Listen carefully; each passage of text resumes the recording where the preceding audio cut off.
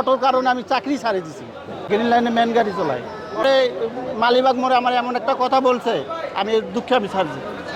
Auto রিক্সাদের কিছু কিছু আছে এমন আমাদের সাথে ব্যবহার করে, আমরা কিছু বলতেই পারি না। আর মালিক পক্ষরাও মনে করে যে আমরাই দোষী। অটো রিক্সা লাগাই দেয়, বলা যায় বেটা তুই দেখিস নাই, কিন্তু আমাদের যে যানবাহনটা যে এত ভারী, আমাদের তো ব্রেকটা কন্ট্রোল করতে সময় লাগে। ওনারা করে কি ফস করে আসে ঢুকে দেয়, তখন আমরা কি করব? এই যে এই ক্যামেরা লাগাইছে কারণ বাজারে, এটা আমি আপনার একটা বলি যে একটা আছে সিঙ্গেলটা, ওই সিঙ্গেলের মধ্যে করছে আমাদের সামনে ফালায় সামনে গেছে। এখন যাত্রী বলতেছে সামনে তো গাড়ি চলে গেছে, আপনারা যান না কেন? এটা আপনাদের কাছে কী করবো? আমরা কি শুধু পয়েন্ট কাটার জন্য আমাদের রায়? আমি বর্তমানে গ্রিন লাইন চলাই, গ্রিন লাইনে মেন গাড়ি চলাই। এখন আমি এই অটোর কারণে আমি চাকরি ছাড়ে দিছি। এই অটোর কারণে আমারে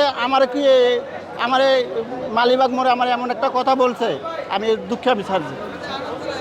আনাবে এখন তো চলাই না। ওই আমার রিলিভার জিগে দেখেন কি বলছে আমার কয় ওরা রাপ কথা, ওটা বলাটাও আমার গুনাহ হবে। আমরা তো মুখ খারাপ করতে পারি না। মুখ খারাপ করলে বলবো যে কুকুরের পক্ষেই হইলো। আমি যদি একটা কুকুর যদি আমার পায়ে কামড় দেয়, আমি কি কুকুরের পায়ে কামড় দেবো? পথচারীও তাই মনে করে। সরি, অনেক কথা বলছি, ভুলের মাফ করে দেয়। না, মনের কষ্ট থাকতে মনের কষ্ট আমি চাকরি ছাড়ে দিয়েছি।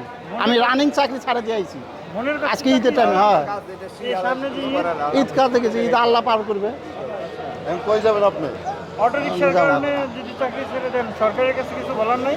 সরকারের কাছে কি? সরকার কি আমাকে দেখে? আমাদের কাউরে দেখে? আজও পর্যন্ত খবর নিচ্ছে কোন ড্রাইভারের কি সমস্যা? খবর নিছে? ড্রাইভারের পক্ষে আরও চাপাই দিতেছে, মাথায় প্যানিক দিতেছে, পয়েন্ট কাটা যাবো। এটা একটা প্যানিক, কিন্তু এটা প্যানিক নিয়ে আমরা টেনশন ভোগাই। যে দেশে আয়ন নাই, ফুটপাতে দেয় কাঠ, আর ড্রাইভারকে দেয় হলো থালার ভিক্ষার হাতেই, টেনশন ধরে দেয়। এটা সরকারের ব্যর্থতা। অটো রিকশার জন্য তো অটো রিক্সা শুধু না, ফুটপাতও আপনার মালিবাগ মৌচাক যা দেখেন, প্রতিটা জায়গায় ফুটপাতে দোকান পড়ে রয়েছে।